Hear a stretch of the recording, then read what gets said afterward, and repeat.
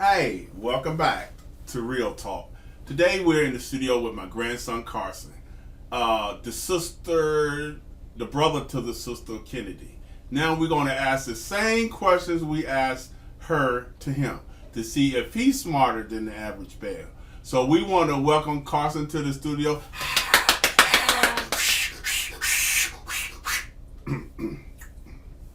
Yeah. Anyway, he's going to talk about what he does, how he sees God, and whether God is in his life, and whether or not he is smarter than the fifth grader. Nah, he said nah. Okay, but anyway, so welcome to the studio. Hey guys, what's up? Tell us a little about yourself. How old you are, where you go to school at. My name is Carson. I'm 11. I'm in 6th grade. I go to school at Orange High Elementary. Oh, where's that at? That's in Springfield. Springfield. Okay, so you go to church?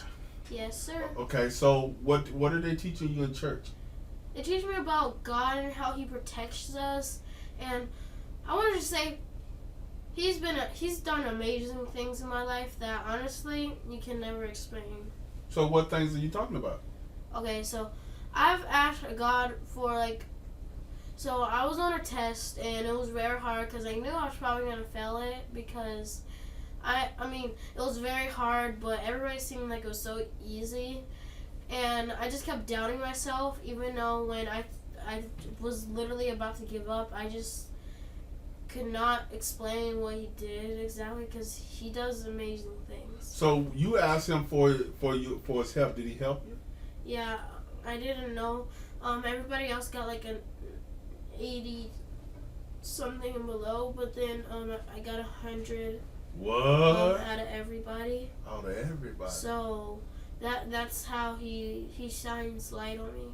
Okay, so how is it? How are you doing in church and school? Does church and school help you? Yeah, it really does because church. All my friends there, they don't say anything mean, or they give me courage that I never had before I didn't go to church. I mean, school. There's a lot in school, like a lot of drama, especially in 6th grade. Well. But does God walk with you, talk with you? Is He your protector while you're in school?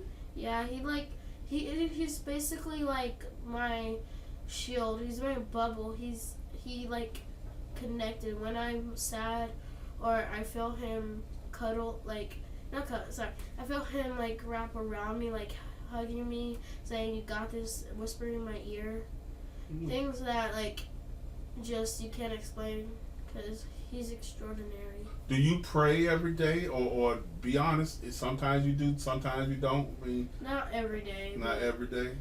Sometimes I do, because recently my sister was in the hospital, and she couldn't breathe. They didn't know if it was asthma or anything, but she couldn't breathe. So when I went to church, I started praying for her, and good thing she was in there for 3 days, and then she came back home to us.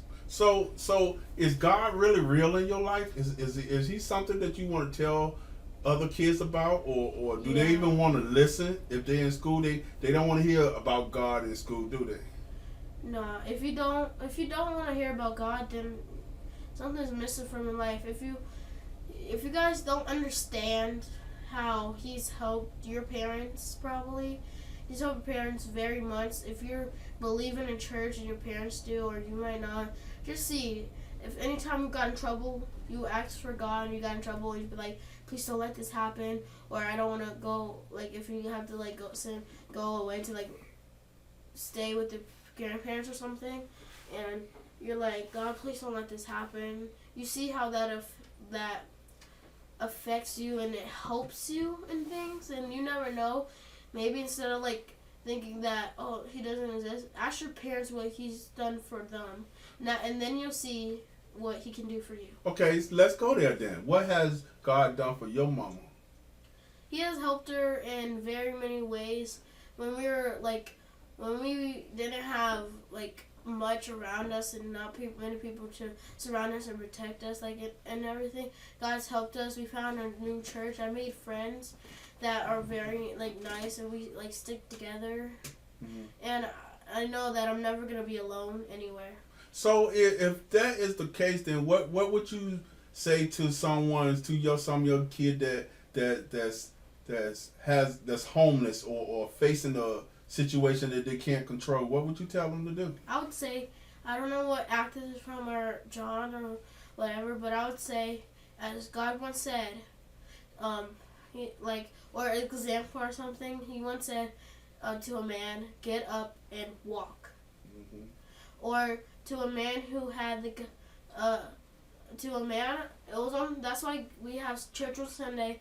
His hand was a withered hand, and he said, stretch out your hands. With the guy, he stretched out his hand as far as he could, and next thing you know, he did. And that was the day he was supposed to rest. Okay, so we getting to the point. Have you seen God work miracles in your life concerning your mother, where things is automatically got done, and you was able to have a little bit more food or a little bit more money to do things? Well, yeah, there's this one time I ended up in the hospital because I needed an inhaler, but they didn't know that I was wheezing a lot and I couldn't breathe and it was very hard. And good thing God was right beside me. He gave because you have to pay. I'm pretty sure, yeah, you have to pay to go for hospital stuff and everything. Mm-hmm. So that's why I'm thankful, because I could have, I don't know, not die is the word, but I would say could have got really hurt, and because I couldn't breathe, it was very hard. My mom's friend was there. I couldn't breathe at all. So in your 11 years of living, is this the first time you actually enjoyed church? Yeah. Is church, what is church to you? What kind of place is it? Church is my foundation. It's your foundation. Yes. Listen, this is what we're talking about when we tell y'all to listen to your kids. Talk to your grandkids. Find out what's going on with them. Because if you don't talk to them, you'll never know what's going on. They'll shell up, and the next thing you know, you got a problem on your hand.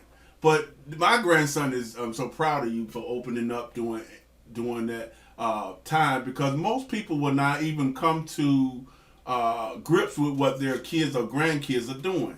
So let's go back into the interview, and we're gonna let him talk some more. So when your sister was in the hospital, what did you tell God? What did you ask God for her? I asked him to be with her and help her through everything she needs, and have my family support her so nothing bad would happen, and they supported her. Next thing you know, she came out the hospital. So if that is that's the real testimony you're giving. So is there anything too hard for God? No. His reach is out. His limits are no limits. His reach is out of reach. He can reach any part of the world. Anywhere. So, how have your life gotten better since you know Christ, and you go to church and you try to do everything right? You're not perfect. You can mess up a little bit, but how is it that the church was able to help turn your life around, where you're doing things positive and you're doing things to show people that you are this new person that was born again? Which means if you go to class right now, you study for testing, you didn't study for testing, but if you ask God to help you, and then he helps you and you pass, you be like, whew, that guy passed that one. So then you're able to tell people how good God is, right? Yeah. Okay, so here's the thing. When you play sports and you get frustrated, do you ask God to help you? Okay, recently not really, because recently I don't really ask God when I play basketball though, because basketball is my thing. So if I get mad, I literally I would say when I get mad at basketball, I don't know why, I just say you can't be talking, and then that's just something I say. You can't be talking, but that's literally all what I say.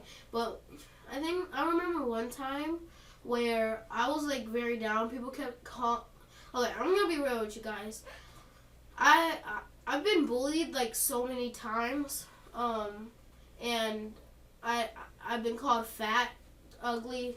Nobody likes me, but there's this one time, there's these people who was there's people who was being mean to me. There's a lot of people. I want to say I got jumped, but like basically yes, and I got a scar on my back from it. And I want to say for all the kids who might bully or that, it's not good because really you don't know how people feel on the inside, but you just see what's on the out.